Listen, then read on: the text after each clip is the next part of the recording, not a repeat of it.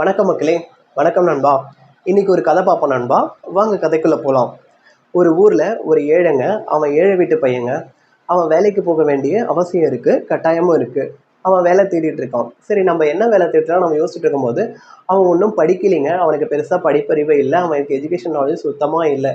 சரி, அவன் என்ன வேலை தேடலாம்னு யோசிக்கும் போது அவன் நம்ம ஒரு தரத்தை உடைக்கிற வேலைக்கு போகலாம் அப்படின்னு அவன் டிசைட் பண்றான். அவன் டிசைட் பண்ணிட்டு அதை நோக்கி அவன் வேலை தேட ஆரம்பிக்கிறான். ஆனா அவனுக்கு ஒரு ஆசைங்க. ஒரு ஆஃபீஸ்ல, ஒரு அழகான கம்பெனில, ஒரு ஷைனிங்கா இருக்கிற ஆஃபீஸ்ல நம்ம ஒரு கிளீனிங் ஒர்க்குக்கு போகணும், அங்க ஒரு தர தொடக்கிற ஒர்க்குக்கு போகணும், அங்க ஒர்க் பண்ணணும்ன்ட்டு அவன் யோசிக்கிறான். கொஞ்சம் உயர்ந்து யோசிக்கிறான். ஒரு ஒரு ஒரு ஆஃபீஸா ஒர்க் பண்ணணும் அப்படின்னு சொல்லிட்டு அவன் அப்படி யோசிக்கிறான். உடனே அவன் அதை நோக்கி வேலை தேட ஆரம்பிக்கிறான். அதை நோக்கி அவன் வேலை தேட ஆரம்பிக்கும் போது ஒரு கம்பெனியில் அவன் இன்டர்வியூக்கு போகிறான். அந்த கம்பெனியில் இந்த மாதிரி தர துடைக்கிற ஒர்க்குக்கு வந்திருக்கேன், கிளீனிங் ஒர்க்குக்கு வந்திருக்கேன்னு சொல்லி பார்க்கும்போது அவங்க அவனை இன்டர்வியூ பண்ணுறாங்க. அதுக்கேற்ற மாதிரி அவங்க எல்லாம் இன்டர்வியூ பண்ணி அவங்களும் இவனை வந்து ஓகே பண்ணுறாங்க. ஓகே பண்ணிவிட்டு உன் மெயில் ஐடி சொல்லுப்பா அப்படின்றாங்க. மெயில் ஐடினா இவனுக்கு என்னன்னு தெரியலை, அதை பற்றின நாலேஜும் இல்லை, அது எப்படி கிரியேட் பண்ணணும் அப்படின்னு அவனுக்கு தெரியல. உடனே வந்து என்கிட்ட மெயில் ஐடி இல்லை அப்படின்னு அவசரப்பட்டு சொல்லிட்டான். என்கிட்ட மெயில் ஐடி இல்லை. உடனே அவங்க, என்னப்பா ஒரு மெயில் ஐடி இல்லைன்ற, மெயில் ஐடி இல்லாமலாம் இங்கே சேர்க்க மாட்டேன்ப்பா அப்படின்னு சொல்லிட்டு அவங்க உனக்கு வேலை இல்லைப்பான்னு அனுப்பிச்சிட்டாங்க. இவன் உடனே வீட்டுக்கு திரும்ப போயிட்டு இருக்கான். எப்படியாச்சும் இந்த வேலை கிடைச்சிரும், இந்த வேலையோடு தான் நம்ம வீடு திரும்புவோம், இந்த வேலையோடு தான் வீடு திரும்புன்ற ஒரு எண்ணத்தில் அவன் வந்திருந்தான். இப்போ வேலை இல்லாமல் போகும்போது அவன் விரக்தியாக இருக்கு. அவனுக்கு மன கஷ்டத்தோடு அவன் போயிட்டு இருக்கான். அவன் போயிட்டு இருக்கிற பாதையில் ஒரு ஆனியன் கடை வருதுங்க. ஒரு மார்க்கெட்டில் ஒரு ஆனியன் கடை. ஒரு சீப் அண்ட் பெஸ்ட் ப்ரைஸில் அவங்க ஆனியன் வித்துட்டு இருக்காங்க ரொம்பவே மார்க்கெட்டில். அவன் ஒரு ஏழை வீட்டு பையன். அவனுக்கு வந்து ஒரு குடும்பத்தோட கஷ்டங்கள் தெரியும், காய்கறியோட ரேட்லாம் தெரியும்.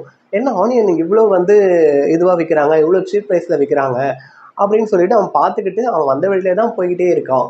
உடனே வந்து இன்னொரு இடத்துல, இந்த ஏரியாக்கள்லாம் இருக்கிற இடத்துல கடைகள்லாம் இருக்கும்ல அங்கங்கே, அங்கே வந்து வெங்காயம் வந்து ஒரு நார்மல் ரேட்டில் தான் வித்துட்டு இருந்துச்சு. அங்கே அவ்வளோ மலிவாக, அவங்க அவ்வளோ குறைவான விலையில சீப் அண்ட் பெஸ்ட்டாக வித்துச்சு. இங்கே நார்மல் ரேட்டில் தான் விற்குது அப்படின்னு பார்க்கும்போது இங்கேயும் மக்கள் பர்ச்சேஸ் பண்ணிட்டு தான் இருக்காங்க. அப்போ அவன் திங்க் பண்ணுறான், இங்கே இவ்வளோ ரேட் டிஃபர் ஆகும்போது இங்கேயும் பர்ச்சேஸ் பண்ணிகிட்டே இருக்காங்க. ஒரு தடவையும் மக்களால், எல்லாருமே வந்து ஜனங்களால் அவ்வளோ லாங்கில் போயிட்டு மார்க்கெட்டில் வாங்க முடியாது, இங்கே பக்கமாக இருந்தால் எல்லாருமே வாங்குறாங்க அப்படின்னு சொல்லிட்டு அவன் திங்க் பண்ணுறான். உடனே அவன் வந்து திரும்பி அந்த மார்க்கெட்டுக்கே போயிட்டு அவன் வந்த வழியிலே அப்படியே ரிட்டர்ன் போய் அந்த மார்க்கெட்டில் போயிட்டு ஆனியன் வாங்கலாம் டிசைட் பண்ணுறான். அவன்கிட்ட பெருசாக காசு எதுவும் இல்லை. அவன் பாக்கெட்டில் வச்சுருந்த பர்ஸில் இன்டர்வியூக்கான எக்ஸ்பென்சஸ் தான் வச்சுருந்தான். அதை சேர்த்து தான் வச்சுருந்தான். அந்த காசை வந்து கொடுத்து ஆனியன் வாங்கிட்டான். அவன் பாக்கெட்டில் இருந்த காசுக்கு, அவன் பாக்கெட்டில் பர்ஸில் வச்சுருந்த காசுக்கு இன்டர்வியூ எக்ஸ்பென்ஸ்க்கான வச்சுருந்த காசை கொடுத்து அவன் ஆனியன் வாங்கிட்டான். ஆனியன் வாங்கிட்டு ஒரு வேகத்தில் அவன் வாங்கிட்டான். இப்போ என்ன பண்ணுறது அப்படின்னு அவனுக்கு சரியாக தெரியல.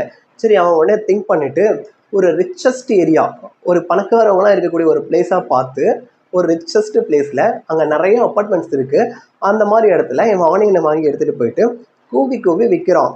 உடனே அங்கே இருக்கிறவங்கெல்லாம் பார்க்குறாங்க. எல்லாருமே வந்து அப்பார்ட்மெண்ட்லேருந்து வெளியே வந்து பார்க்குறாங்க. என்னப்பா இந்த மாதிரி கூவி கூவி விற்றுட்ருக்க, புதுசாக இருக்கே அப்படின்னு அவங்க கேட்கும்போது, ஆனியனும் உங்ககிட்ட ரொம்ப கம்மியாக இருக்கேப்பா, விற்றுட்ருக்கே என்னதான்ப்பா அப்படின்னு கேட்கும்போது, இந்த மாதிரிங்க நான் இப்போ தான் புதுசாக விற்க வந்திருக்கேன், இந்த மாதிரி வந்து மார்க்கெட்லலாம் வந்து இந்த ரேட்டில் விற்கிறாங்க, கடைகளில் இந்த ரேட்டில் விற்கிறாங்க. ஆனால் நான் உங்களுக்கு இங்கே வந்து உங்கள் ஏரியாவில் உங்கள் வீட்டுக்கிட்ட, அதாவது உங்கள் வீட்டு டோர்கிட்டே வந்து நான் டெலிவரி பண்ணிவிடுவேன். நீங்கள் கீழே இருந்து கூட, மேலே இருந்து கூட கீழே நீங்கள் வர தேவையில்ல, என்னை தேடி நீங்கள் வர தேவையில்ல, உங்கள் வீட்டு வாசலே நான் ஸ்டெப்ஸ் ஏறி நான் உங்களுக்கு சேல் பண்ணிவிடுவேன் அப்படின்னு சொல்கிறாங்க. வசதியாக இருக்கிறவங்க கொஞ்சம் சௌரியமாக இருக்கணும்னு தான் நினைப்பாங்க. ஸோ அவங்க வந்து இந்த சின்ன சின்ன செலவு அதிகமாக இருக்குன்றதெல்லாம் பார்க்க மாட்டாங்க. அதே மாதிரி இவனும் வந்து அவன் வந்து அவங்கவுங்க வீடு வீடாக போயிட்டு அவன் சேல் பண்ணும்போது, அவங்கவுங்க அப்பார்ட்மெண்ட்ஸில் போயிட்டு அவங்கவுங்க டோர் வாசல் அவன் சேல் பண்ணும்போது இவனுக்கும் ப்ராஃபிட் வேணும்ல. அதனால் வந்து அவங்க எல்லாருமே ஓகேப்பான்னு சொல்லி வாங்க ஆரம்பிக்கிறாங்க. அப்போ அவன் வாங்கி வச்சிருந்த வெங்காயத்தை அவங்க எல்லாம் வாங்கிக்கிட்டாங்க.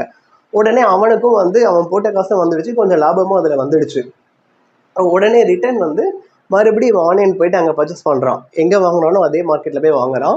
அதே மாதிரி இதே தெருவில் வந்து இங்கே நிறைய வீடுங்க இருக்குது, வாங்க ரெடியாகவும் இருக்காங்க. இங்கேயும் வந்து அதே மாதிரி எல்லாருக்கும் சேல் பண்ணுறான். மறுபடியும் இவனுக்கு ப்ராஃபிட்டுமே வந்துடுச்சு. இதில் தேர்ட் டைமும் அதே மாதிரி அதே மார்க்கெட்டில் அதே இடத்துல போய் வாங்குறான். அவன் கிட்ட சொல்கிறான், அந்த வியாபாரி கிட்ட, இன்றைக்கி ஒரே டேயில் நான் தேர்ட் டைம் வந்து வாங்குறேன், 3வது தடவை இந்த ஆனியனை உங்ககிட்ட நான் பர்ச்சேஸ் பண்ணுறேன், நான் கிட்டத்தட்ட உங்களுக்கு ரெகுலர் கன்சியூமர் ஆகிட்டேன், நீங்கள் எனக்கு டிஸ்கவுண்ட் அவ்வளோ கொடுங்க, நீங்கள் டிஸ்கவுண்ட் கொடுக்கணும் அப்படின்னு சொல்கிறான். அவரும் பார்க்குறாரு, என்னப்பா இந்த பையன் ஒரே நாளில் 3 தடவை வந்து சொல்கிற மாதிரியே பர்ச்சேஸ் பண்ணியிருக்கான், இவன் வந்து நமக்கு ரெகுலர் கஸ்டமர் வந்தாலும் வருவான், யார் பார்த்தா இவன் ஒரு பிஸ்னஸ் மேனாக கூட வந்தாலும் வருவான்னு சொல்லிட்டு அவரும் வந்து இவனுக்கு டிஸ்கவுண்ட் அவ்வளோ டிஸ்கவுண்ட் கொடுக்குறாரு. வியாபாரி டிஸ்கவுண்ட் கொடுத்தா வந்து அவங்களுக்கும் வந்து நல்லா வியாபாரம் போகும், அவங்களுக்கும் அதில் லாபம் தான் கிடைக்கும். இவனுக்கு டிஸ்கவுண்ட் கிடைக்கவே இவனுக்கு இன்னமுமே ப்ராஃபிட் அதிகமாகிடுச்சு. இவன் இதே மாதிரி டெய்லி வந்து இந்த வாங்கி இந்த மாதிரி பர்ச்சேஸ் பண்ணி அங்கே கொண்டு போயிட்டு சேல்ஸ் பண்ணுறான். இந்த மாதிரி பணக்கார ஏரியாஸில் ரிச்சஸ்ட் பிளேசஸ்லாம் கொண்டு போயிட்டு அவங்கவுங்க தெருவில், அவங்கவுங்க ஏரியாவில், அவங்கவுங்க வீட்டு வாசலில் டோர்கிட்டே போயிட்டு அவங்களுக்கு டெலிவரி பண்ணுறான், அவங்கக்கிட்ட சேல்ஸ் பண்ணுறான். இப்படியே பண்ணி ஒரு நாள் ஒரு நல்ல பெரிய வெங்காய வியாபாரி ஆகிட்டான். இவன் வெங்காய வியாபாரி ஆன உடனே இதை கேள்விப்பட்டு ஒரு வங்கி ஊழியர், ஒரு பேங்க் ஸ்டாஃப் வந்து பேங்கிங் சேல்ஸ் பண்ணுவாங்கல்ல, பேங்க் அக்கௌண்ட் ஓப்பன் பண்ணிக்க சொல்லி வராங்க. அப்போ வந்து இவங்ககிட்ட இந்த மாதிரி சொல்கிறாங்க, இது வரைக்கும் வந்து நீங்கள் கேஷ் ட்ரான்சாக்ஷன் பண்ணியிருக்கீங்க, இதுக்கப்புறம் உங்கள் பிஸ்னஸ்க்கு நீங்கள் அடுத்த கட்ட போகிறதுக்கு கிரெடிட் ட்ரான்சாக்ஷன்லாம் பண்ணுற மாதிரி இருக்கும், அதனால் நீங்கள் பேங்க் அக்கௌண்ட் ஓப்பன் பண்ணிக்கோங்க அப்படின்னு எங்கள்கிட்ட சொல்கிறாங்க. அது மட்டும் இல்லாமல் நீங்கள் வந்து இன்னும் உங்கள் பிஸ்னஸை டெவலப் பண்ணால் நிறையா ப்ராஃபிட்ஸ் வரும், அது மூலயமா நீங்கள் கவர்மெண்ட்க்கு டேக்ஸ் கட்ட மாதிரி இருக்கும், அதுக்கெல்லாம் நீங்கள் ஒரு பேங்க் அக்கௌண்ட் ஓப்பன் பண்ணணும், நீங்கள் ஏர்ன் பண்ணுற மாதிரியே எங்கள் பேங்க்கில் கேஷ் டெபாசிட் பண்ணிக்கலாம், இதுக்கெல்லாம் நீங்கள் பேங்க் அக்கௌண்ட் ஓப்பன் பண்ணணும் அப்படின்னு சொல்கிறாங்க. சரி, அதுக்கு என்ன பண்ணணும் அப்படின்னு அவர் கேட்கும்போது, அதுக்கு தான் நான் வந்திருக்கேன், நான் பார்க்குறேன்னு சொல்லிட்டு அவர் அதுக்கு அந்த ப்ரொசீஜர்லாம் சொல்லி இவர்கிட்ட சொல்கிறாரு அந்த பேங்க் ஸ்டாஃபு. சரி பாருங்கள் அப்படின்னு சொல்லிட்டு இதெல்லாம் பண்ணிவிடுங்க, இந்த ப்ரொசீஜர் எல்லாம் வந்து சொல்கிறாரு. எல்லாத்தையும் சொல்லிவிட்டு உங்கள் மெயில் ஐடி சொல்லுங்கள் அப்படின்னு அந்த பேங்க் ஸ்டாஃப் கேட்குறாரு. உடனே வந்து இவன் வந்து என்கிட்ட மெயில் ஐடி இல்லை அப்படின்னு இவன் சொல்லிட்டான். என்னது மெயில் ஐடி இல்லையா உங்ககிட்ட, மெயில் ஐடி இல்லாமல் இருக்கீங்க அப்படின்னு அவன் கேட்கும்போது உடனே வந்து இவன் சிரிச்சிட்டான். அப்படியே இவர் சிரிச்சிட்டாரு. போடா டேய், அந்த மெயில் ஐடி இருந்தா இன்னும் நான் தரையை தாண்டா துடைச்சிட்டு இருந்திருப்பேன் அப்படின்னு சொல்லி சிரிச்சிட்டாரு. நினச்சி அவர் மனசில் சொல்லிட்டு சிரிச்சிட்டாரு. உடனே இவன் என்ன சிரிக்கிறீங்க அப்படின்னு அந்த பேங்க் ஸ்டாஃப் கேட்கவே, பழசை நினச்சேன் சிரித்தேன் அப்படின்னு சொன்னார். அதுக்கப்புறம் வந்து அந்த பேங்க் ஸ்டாஃபே வந்து மெயில் ஐடி க்ரியேட் பண்ணி கொடுத்து இவருக்கு பேங்க் அக்கௌண்ட்டு க்ரியேட் பண்ணி கொடுத்துட்டாங்க. இவனுடைய பிஸ்னஸை வந்து நல்லா டெவலப் பண்ண ஆரம்பித்து நிறைய ப்ராஃபிட் ஏர்ன் பண்ண ஆரம்பித்தான். நல்லா வந்து அந்த ப்ராஃபிட்டில் கவர்மெண்ட்க்கும் டேக்ஸ் கட்ட ஆரம்பித்தோம். ஒரு பெரிய பிஸ்னஸ்மேன் ஆகிட்டோம். இன்றைக்கி ஒரு மிகப்பெரிய பிஸ்னஸ்மேன் ஆகிட்டு ஒரு பெரிய பணக்காரனாக ஆகிட்டான், ஒரு பெரிய செல்வந்தராகவும் ஆகிட்டார்.